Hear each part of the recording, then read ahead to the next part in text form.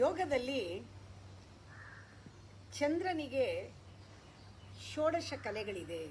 16 ಕಿರಣಗಳು ಸೇರಿ ಹುಣ್ಣಿಮೆ ದಿನ 16 ದಿನ ಆದಮೇಲೆ, ಕೃಷ್ಣ ಪಕ್ಷದಲ್ಲಿ 16 ದಿನ ಆದಮೇಲೆ ಹುಣ್ಣಿಮೆ ಚಂದ್ರ ಸುಂದರ ಅಂತ ಹೇಳ್ತೀವಿ. ಹಾಗೆ ಸೂರ್ಯನಿಗೂ ಸೂರ್ಯಮಂಡಲದಲ್ಲೂ ಕೂಡ ಬೇಕಾದಷ್ಟು ಕಿರಣಗಳಿದೆ, ಅಗ್ನಿಗೂ ಕಿರಣಗಳಿದೆ.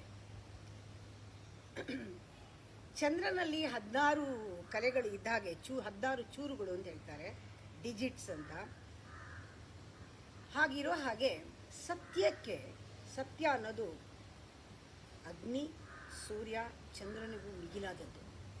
ಆ ಸತ್ಯ ಎನ್ನುವ ಒಂದು ಚಂದಿರನ ಜ್ಞಾಪಿಸ್ಕೊಂಡ್ರೆ ಇಡೀ ಮಾಯೆ ಪ್ರಪಂಚದಲ್ಲಿ, ಆ ಮಾಯೆ ಪರದೆ ಹಿಂದೆ ಅಣು ಅಣುನಲ್ಲೂ ಸತ್ಯ ಇದೆ. ನಾವು ನೋಡುವ ದೃಷ್ಟಿ ಮೇಲೆ ಹೋಗುತ್ತೆ. ನಾವು ಆಳವಾಗಿ ನೋಡಿದಾಗ ಆ ನೋಡುವ ದೃಷ್ಟಿ ಆ ಪರದೆಯನ್ನು ತೆಗೆಯುತ್ತೆ, ಸತ್ಯ ಕಾಣುತ್ತೆ. ಚೂರು ಸತ್ಯ. It's a multi dimensional, but it is one single whole truth. ಆ ಸತ್ಯನ ಒಂದು ಪೂರ್ಣ ಚಂದ್ರ ಅಂತಂದರೆ, ಚೂರುಗಳು 16 ಚಂದ್ರಮಂಡಲಕ್ಕಂತೆ 100 ಚೂರುಗಳು ಸತ್ಯ ಚಂದ್ರನವು. ಸತ್ಯ ಚಂದ್ರನಿಗೆ 100 ಚೂರುಗಳು, ಹಂಡ್ರೆಡ್ಸ್ ಆ್ಯಂಡ್ ಥೌಸಂಡ್ಸ್. ಅದು ಮಲ್ಟಿ ಡೈಮೆನ್ಷನಲ್. ನಾವು ಎಷ್ಟೆಷ್ಟು ಒಳಗಡೆಯಿಂದ ದೃಷ್ಟಿಯಿಂದ ನೋಡ್ತೀವೋ ಅಷ್ಟಷ್ಟು ಮಾಯೆ ಕವಿದಿದ್ದು ಹೋಗುತ್ತೆ, ಅಷ್ಟು ಸತ್ಯ ಕಾಣುತ್ತೆ. ಆ ಚೂರುಗಳನ್ನೆಲ್ಲ ಸೇರಿಸುತ್ತಲ ಅವುಗಳನ್ನು ಬಗೆಯರಿತು ಬೆಳೆಸುತ್ತೀರೆ. ಒಂದೊಂದರಲ್ಲೂ ಚೂರು ಸತ್ಯ ಕಾಣುತ್ತಲ್ಲ, ಅದು ಹೈಡ್ ಆಗಿರೋದು. ಮಾಯೆ ಸರಿಸಿ ನಮ್ಮ ದೃಷ್ಟಿಯಿಂದ ಅದನ್ನೆಲ್ಲ ಕೂಡ ಹಾಕಿದ್ರೆ ಸಾರ ಋತು ಪೂರ್ಣಿಮೆಯೋ ಮಂಕುತಿಮ್ಮ. ಸಾರ ಅದರೆಲ್ಲದರ ಸಾರ ಒಟ್ಟುಗೂಡಿರುತ್ತಲ್ಲ, ಅದರ ಸಾರ ಜ್ಞಾನ ಋತ ಪೂರ್ಣಿಮೆಯೋ ಮಂಕುತಿಮ್ಮ. ಸಂಪೂರ್ಣ ಚಂದ್ರ. ಚೂರುಗಳು 16 ಚಂದ್ರಮಂಡಲಕ್ಕಂತೆ 100 ಚೂರುಗಳು ಸತ್ಯ ಚಂದ್ರನವು. ಸೇರಿಸುತ್ತಲವುಗಳನ್ನು ಬಗೆಯರಿತು ಬೆಳೆಸುತ್ತೀರೆ, ಅದರ ಬಗ್ಗೆ ಅರಿತು ಬೆಳೆಸುತ್ತೀರೆ. ಸಾರ ಋತ ಪೂರ್ಣಿಮೆಯೋ ಮಂಕುತಿಮ್ಮ. ನಾವು ವೇದಗಳು, ಉಪನಿಷತ್ತು, ಶ್ರುತಿ ಇವೆಲ್ಲವೂ ಕೂಡ ಅದರ ವಿಷಯವನ್ನು ಭಾಷ್ಯದಿಂದ ತಿಳ್ಕೊಳ್ತೀವಿ. ವೇದಗಳನ್ನು ಉಪನಿಷತ್ತಿನ ಕಥೆಗಳಿಂದ, ಒಟ್ಟಲ್ಲಿ ಭಾಷ್ಯಗಳಿಂದ ತಿಳ್ಕೊಳ್ತೀವಿ. ಯಾವತ್ತೂ ಕೂಡ ಆ ಶ್ರುತಿ ಮತ್ತು ಮತಿ ಇದೆರಡೂ ಕೂಡ ಬಹಳ ಮುಖ್ಯ. ನಾವು ಶ್ರುತಿಯಿಂದ ಮತಿಗೆ ಹೋಗಿ ಮತಿಯಿಂದ ಮಾತಿಗೆ ಬಂದಾಗ ಅದೇ ನಿಜವಾದ ಧರ್ಮ. Wisdom, will, love, action. ಶ್ರುತಿಯರ್ಥ ವಿಷದಪ್ಪುವುದು ಪುರುಷ ಭಾಷ್ಯದಿಂ. ಶ್ರುತಿ ಮತಿಗಳ ಅನ್ಯೋನ್ಯ ಪರಿಪೂರಕಗಳು. ಶ್ರುತಿ ಮತ್ತು ಮತಿ ಅನ್ಯೋನ್ಯ ಪರಿಪೂರಕಗಳು. ಯುತಿಯೊಳವು ಅಂದರೆ ಒಂದಕ್ಕೊಂದು ಸಂಘ ಹೊಂದಿಕೊಂಡು ಸೇರಿರಲು ಸತ್ಯ ದರ್ಶನ ನಿನಗೆ ಕೃತ ಸಮನ್ವಯನಾಗು. ಅಂದರೆ ನಾವು ಮಾಡುವ ಪ್ರತಿಯೊಂದು ಕೆಲಸದಲ್ಲೂ ಕೂಡ ಆ ಶ್ರುತಿ, ಮತಿ, ಕೃತಿ 3 ಸೇರಬೇಕು. ವಿಸ್ಡಮ್, ಲವ್ ಆ್ಯಂಡ್ ಆಕ್ಷನ್ 3 ಸೇರಬೇಕು. ನಾವು ಜೀವನದಲ್ಲಿ ನಮ್ಮ ಜೀವನ ನಡೆಸೋದಕ್ಕೆ ಕೆಲವು ರೆಸ್ಪಾನ್ಸಿಬಿಲಿಟಿ ಅಂತ ಹೇಳ್ತಾರೆ. ನಾವು ಎಷ್ಟರ ಮಟ್ಟಿಗೆ ಜೀವನಕ್ಕೆ ಜವಾಬ್ದಾರರು, ಇದನ್ನು ಎಲ್ಲಿವರೆಗೆ ನಾವು ಹೊರೆ ಅಂದ್ಕೊಳ್ತೀವೋ ಆವಾಗ ನಮಗೆ ನೀನು ಸ್ವಲ್ಪ ಇಟ್ಕೊ ಅಂತ ಬೇರೆಯವ್ರ ಮೇಲೆ ಹಾಕ್ತೀವಿ. ಯೂಶಲಾಗಿ ಎಲ್ಲರೂ ಹಾಕೋದು ದೇವ್ರ ಮೇಲೆ ಭಾರ ಹಾಕ್ಬಿಡೋದು. ಯಾಕೆಂದರೆ ಭಾರ ಅಂತ ತೊಗೊಂಡಿರೋದ್ರಿಂದ, ಹೊತ್ಕೊಂಡಿರೋದ್ರಿಂದ ಆ ದೈವ ಒಪ್ಕೊಳತ್ತಾ ನಿನ್ನ ಭಾರನ? ಯಾವತ್ತಾದರೂ ನಿಮ್ಮ ಕೈಲಾಗತ್ತಾ, ನಾನು ಇದು ಕೊಡ್ತೀನಲ್ಲ ಎತ್ಕೊಳಕ್ಕಾಗತ್ತಾ ಅಂತ ಕೇಳಿದ್ದೀವ? ಇಲ್ಲ, ನನ್ನ ಕೈಲಾಗಲ್ಲ, ನೀವು ಎತ್ಕೊಳ್ಳಿ ಅಂತೀವಿ. ಹಾಗೆ ನಿನ್ನ ಹೆಗಲಿನ ಹೊರೆಯ ದೈವ ಭುಜಕ್ಕೇರಿಸುವ ಸನ್ನಾಹ ಸಾಗೀತೆ, ದೈವ ಒಪ್ಪೀತೆ. ಯಾವಾಗ ನಾವು ಲಿಮಿಟೆಡ್ ರೆಸ್ಪಾನ್ಸಿಬಿಲಿಟಿ ತೊಗೊಳ್ತೀವೋ, ಈ ರೆಸ್ಪಾನ್ಸಿಬಿಲಿಟಿನ ತಗೊಳ್ಳೋದು ಅಂತ ಇರುತ್ತೋ ಅಲ್ಲಿವರೆಗೂ ನಮಗೆ ಭಾರನೇ. ಆದರೆ ನಾವು ಯಾವಾಗ ಜವಾಬ್ದಾರಿಯಿಂದ ಇರ್ತೀವೋ ಆಗ ನಾವು ಯಾರ ಮೇಲೂ ಹೊರಿಸಲ್ಲ. ಹಾಗೂ ಅಹೋಗುಗಳಿಗೆ ನಾವೇ ಜವಾಬ್ದಾರಿಯಾಗಿರ್ತೀವಿ. ಅದಕ್ಕೆ ವಿಧಿ ನಮ್ಮನ್ನು ಮನ್ನಿಸಲಿ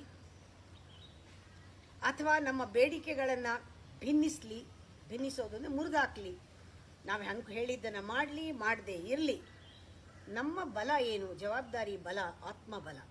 ಅದನ್ನು ನಾವು ಪೌರುಷ ಅಂತ ಕರೀತಾರೆ. ಆ ಪೌರುಷವನ್ನು ಮೆರೆಸಬೇಕೇ ಹೊರತು ಇಷ್ಟಕ್ಕೆ ಜವಾಬ್ದಾರಿ ತಗೊಂಡು ಇಮ್ಮಿಕ್ಕಿದ್ದು ನಂದಲ್ಲ ಅಂದ್ಕೊಂಡು ತೊಗೊಂಡಿದ್ದ ಜವಾಬ್ದಾರಿ ಮಾಡದೆ ಅದನ್ನು ಭಾರ ಅಂದ್ಕೊಂಡು ದೇವ್ರ ಮೇಲೆ ಹಾಕೋದಲ್ಲ. ನಿನ್ನ ಹೆಗಲಿನ ಹೊರೆಯ ದೈವ ಭುಜಕ್ಕೇರಿಸುವ ಸಣ್ಣ ಸಾಗೀತೆ ದೈವ ಒಪ್ಪೀತೆ. ಮನ್ನಿಸಲಿ ವಿಧಿ ನಿನ್ನ ಬೇಡಿಕೆಯ ಭಿನ್ನಿಸಲಿ, ನಿನ್ನ ಬಲವನ್ನು ಮೆರೆಸೋ ಮಂಕುತಿಮ್ಮ. ಇಲ್ಲಿ ಯಾವಾಗ ನಾವು ಹೊರೆ ಅಂತ ಬಂದಿದೆ, ಆ ಹೊರೆ ಆಗದೆ ನಮಗೆ ಜವಾಬ್ದಾರಿ ಅನ್ನೋದು ಒಂದು ಆತ್ಮಬಲ ಆದರೆ ಅದು ನಿನ್ನ ಬಲವನ್ನು ಮೆರೆಸೋ ಅಂತ ಹೇಳ್ತಾರೆ. ಇದಕ್ಕೆ ಬೇಕಾಗಿರೋದೆಲ್ಲನೂ ನಮಗೆ ತಾಳ್ಮೆ. ಈ ಸ್ಪಿರಿಚುವಲ್ ಜರ್ನಿ ತಾಳ್ಮೆ, ಪೇಷನ್ಸ್, ಪರ್ಸಿವರೆನ್ಸ್ ಅದನ್ನೇ ಹೇಳ್ತಾ ಇರೋದ್ರಿಂದ ಅವ್ರು ಹೇಳ್ತಾರೆ ವಿಧಿ ಹೇಗೆ ಬರುತ್ತೆ, ತಾಳಿ ಮೇಲನೊಮ್ಮೆ